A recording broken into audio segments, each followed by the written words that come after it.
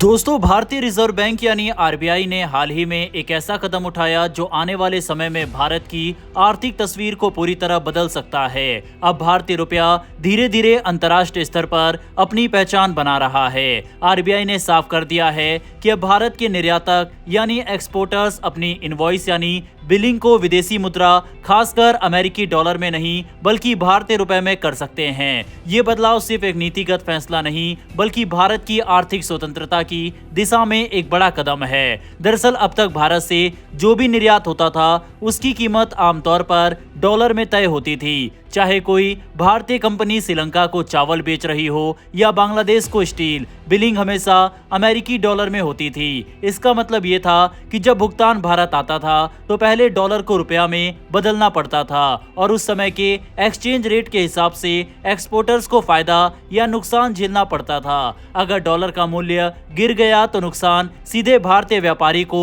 उठाना पड़ता था। अब आरबीआई ने इस पूरी प्रक्रिया को बदलने की दिशा में कदम बढ़ाया है। नई व्यवस्था के तहत भारतीय कंपनियां अब अपने विदेशी खरीदारों को भारतीय रुपए में इनवॉइस दे सकती है, यानी जो देश भारत से सामान खरीदना चाहते हैं वह सीधे रुपए में भुगतान कर सकेंगे। इसके लिए भारतीय बैंकों में स्पेशल रुपी वोस्त्रो अकाउंट्स बनाए गए हैं। विदेशी बैंक इन अकाउंट के जरिए भारतीय बैंकों के साथ रुपए में लेन देन कर सकते हैं। इससे पूरे व्यापार की प्रक्रिया भारतीय करेंसी में पूरी हो जाती है और डॉलर या किसी अन्य विदेशी मुद्रा की जरूरत नहीं पड़ती। इस बदलाव के पीछे आरबीआई का उद्देश्य बहुत साफ है। भारत अब डॉलर पर अपनी निर्भरता कम करना चाहता है। जब व्यापार सीधे भारतीय रुपए में होगा तो एक्सचेंज रेट का जोखिम खत्म हो जाएगा।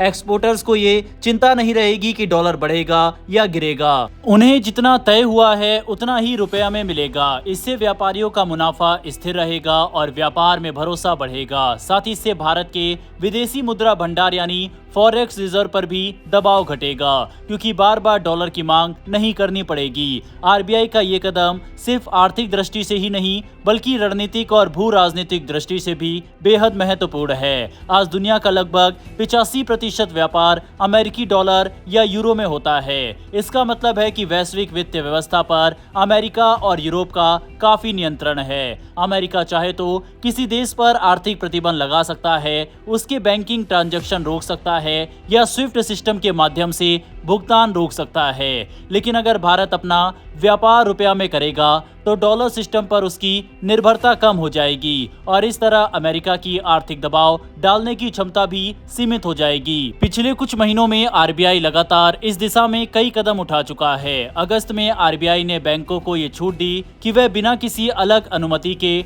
विशेष रुपी वोस्त्रो अकाउंट खोल सके ताकि अंतर्राष्ट्रीय लेन देन जल्दी और आसानी से हो सके। अक्टूबर में आरबीआई ने करीब 7.5 बिलियन डॉलर के अमेरिकी डॉलर अपने फॉरेक्स रिजर्व से बेचकर रुपए को स्थिर बनाए रखने की कोशिश की। इससे ये संकेत मिला कि आरबीआई सिर्फ बात नहीं कर रहा बल्कि उचित कदम भी उठा रहा है। इतना ही नहीं, नेपाल, भूटान और श्रीलंका जैसे पड़ोसी देशों को भी अब भारत से मिलने वाले लोन रुपए में दिए जा सकते हैं। इसके अलावा एनआरआई यानी प्रवासी भारतीयों को भी अब भारतीय बैंकों में रुपी अकाउंट खोलने और सीधे रुपए में ट्रांजैक्शन करने की अनुमति दी जा चुकी है। आज की तारीख में भारतीय रुपए में होने वाले इनवॉइसिंग अभी भी बहुत कम है, लगभग 2.5% के आसपास। लेकिन आरबीआई का कहना है कि ये संख्या अब लगातार बढ़ रही है। पहले जहां अधिकांश एक्सपोर्टर्स सिर्फ डॉलर में काम करते थे, वहीं अब कई भारतीय कंपनियां खासकर एशिया और अफ्रीका के देशों के साथ रुपए में व्यापार करना शुरू कर चुकी है। रूस, श्रीलंका, बांग्लादेश और संयुक्त अरब अमीरात जैसे देशों ने भी भारत के साथ रुपए में लेन देन करने की इच्छा जताई है। इस पूरी प्रक्रिया का एक और बड़ा फायदा ये होगा कि अंतर्राष्ट्रीय बाजार में भारतीय रुपए की पहचान और मांग बढ़ेगी। जब दूसरे देशों के बैंकों में रुपए के अकाउंट्स होंगे तो स्वाभाविक है कि रुपया धीरे धीरे वैश्विक करेंसी की तरह इस्तेमाल होना शुरू होगा। इससे भारत की मुद्रा की स्थिरता भी बढ़ेगी और उसकी वैल्यू अंतर्राष्ट्रीय स्तर पर मजबूत होगी। अगर आप इसे बड़े परिप्रेक्ष्य में देखें तो ये वही रास्ता है जो कभी अमेरिका ने डॉलर के साथ अपनाया था, फिर यूरोप ने यूरो के साथ और अब चीन युआन को लेकर कर रहा है। भारत भी उसी दिशा में आगे बढ़ रहा है, शांति से, योजना के साथ और बिना शोर किए। ये कदम सिर्फ आर्थिक नहीं बल्कि राजनीतिक ताकत बढ़ाने वाला कदम है, क्योंकि जब किसी देश की करेंसी दुनिया भर में इस्तेमाल होती है तो उसकी आवाज भी अंतर्राष्ट्रीय मंचों पर और बुलंद हो जाती है। भारत का लक्ष्य है कि 2047 तक देश एक विकसित राष्ट्र बने और विकसित अर्थव्यवस्था की बुनियाद एक मजबूत करेंसी होती है जो अपने देश की सीमाओं से बाहर भी पहचानी जाती है। भारतीय रुपए की अंतर्राष्ट्रीय पहचान उसी दिशा में एक ठोस कदम है। आरबीआई का ये मिशन न सिर्फ व्यापार को आसान बनाएगा बल्कि भारत को आर्थिक रूप से आत्मनिर्भर और वैश्विक रूप से प्रभावशाली देश बनाने में अहम भूमिका निभाएगा। रुपया अब सिर्फ एक मुद्रा नहीं रह गया, ये भारत की आर्थिक ताकत और उसकी नीति और उसकी बढ़ती वैश्विक साख का प्रतीक बनता जा रहा है। और अगर यही रफ्तार जारी रही तो वह दिन दूर नहीं जब भारतीय रुपया दुनिया के कई देशों में डॉलर की तरह स्वीकार किया जाएगा। बहरहाल बढ़ते हैं एक और इम्पोर्टेंट खबर की तरफ। मई के महीने में भारत और पाकिस्तान की लड़ाई में जिस ड्रोन ने पाकिस्तान की नाक में दम कर दिया था, अब भारत उसका एक बड़ा मेगा ऑर्डर देने की तैयारी कर रहा है। हम बात कर रहे हैं IAI हैरोप की। यह कोई साधारण ड्रोन नहीं बल्कि एक कामिकेज लॉइटरिंग मुनेशन है जो गिद्ध की तरह हवा में मंडराता है और जैसे ही अपने शिकार को पहचानता है सीधे उस पर झपट पड़ता है। ऑपरेशन सिंदूर के दौरान इसी ड्रोन ने पाकिस्तान के कम से कम 10 प्रमुख रडार सिस्टम ध्वस्त कर दिए, वो भी तब जब पाकिस्तान ने पूरा माहौल इलेक्ट्रॉनिक जैमिंग से भर दिया था ताकि भारतीय ड्रोन अपना रास्ता न ढूंढ सके। ये दक्षिण एशिया की पहली फुल स्पेक्ट्रम ड्रोन वार थी। एक तरफ पाकिस्तान के पास चीनी विंगलोंग और तुर्की के ड्रोन थे, तो वहीं भारत ने मैदान में उतारे थे इजरायली ड्रोन जिन्हें मोबाइल ग्राउंड लॉन्चर से छोड़ा गया था। ये ड्रोन पाकिस्तान के एयरबेस और रडार ठिकानों पर सटीक निशाने साधते गए। नतीजा ये हुआ कि पाकिस्तान को अपने ही रडार बार बार बंद करने पड़े ताकि वह हैरोप की नजरों से बच सके, यानी अपनी सुरक्षा के लिए अपनी आंखें खुद बंद करनी पड़ी। हैरोप का एंटी रेडिएशन सीकर ऐसे काम कर रहा था जैसे किसी रडार की हर सांस को सूंघ लेता हो। पाकिस्तान के पास बचने का कोई तरीका नहीं था। उनके रडार ऐसे ऑन ऑफ हो रहे थे जैसे खराब बल्ब झिलमिला रहे हो। पाकिस्तान ने अपनी तरफ से पूरी कोशिश की थी।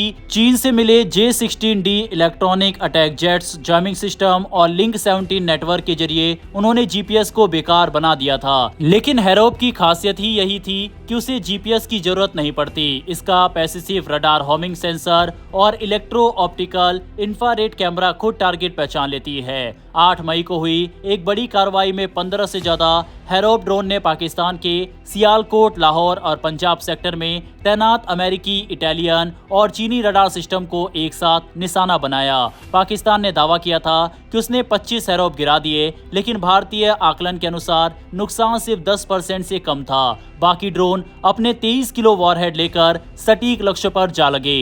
ये ऑपरेशन सिर्फ तकनीकी जीत नहीं थी बल्कि मानसिक बढ़त भी थी। पाकिस्तान के पायलट और एयर डिफेंस यूनिट अंधे हो गए। उन्हें पता ही नहीं था कि हमला कहां से होगा। उसने युद्ध के मैदान में भारतीय पक्ष को पूरी तरह से बढ़त दिलाई। वहीं भारतीय वायुसेना जहां 50 और हैरोप सिस्टम खरीदने जा रही है, वहीं सेना 100 और ड्रोन अपने आर्टिलरी ब्रिगेड्स के लिए चाहती है। लेकिन सबसे बड़ा कदम है मेक इन इंडिया का नया अध्याय। अदानी डिफेंस ने अब हैरोप का भारतीय संस्करण अग्निका तैयार किया है, जो है तो हैरोप जैसा, पर इसमें भारतीय तकनीक का दिल धड़कता है। अग्निका में वही 9 घंटे की उड़ान क्षमता, वही 23 किलो का विस्फोटक वारहेड और वही डुअल मोड सीकर है, लेकिन इसके अंदर आकाश और ब्रह्मोस सिस्टम से डेटा लिंक की सुविधा जोड़ी गई है। अडानी के अधिकारियों के अनुसार अग्निका का करीब 70% हिस्सा अब भारत में बनाया जा रहा है, जिससे लागत में 40% तक की कमी आएगी और जरूरत पड़ने पर युद्ध काल में इसे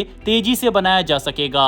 ऑपरेशन सिंदूर ने भारत को ये सिखा दिया कि आने वाले युद्ध स्मार्ट मशीनों का होगा और उस भविष्य की तैयारी भारत ने अब खुद अपने हाथों में ले ली है। बहरहाल दोस्तों, इस वीडियो में इतना ही। दोनों खबरों पर अपनी राय कमेंट बॉक्स में लिखकर बताइएगा। डेली डिफेंस और वर्ल्ड अफेयर से जुड़ी ऐसी वीडियो के लिए नीचे दिए गए सब्सक्राइब बटन को प्रेस कर बेल आइकन को जरूर दबा लें। फिर मिलेंगे ऐसी एक नई वीडियो के साथ। धन्यवाद। जय हिंद, जय भारत।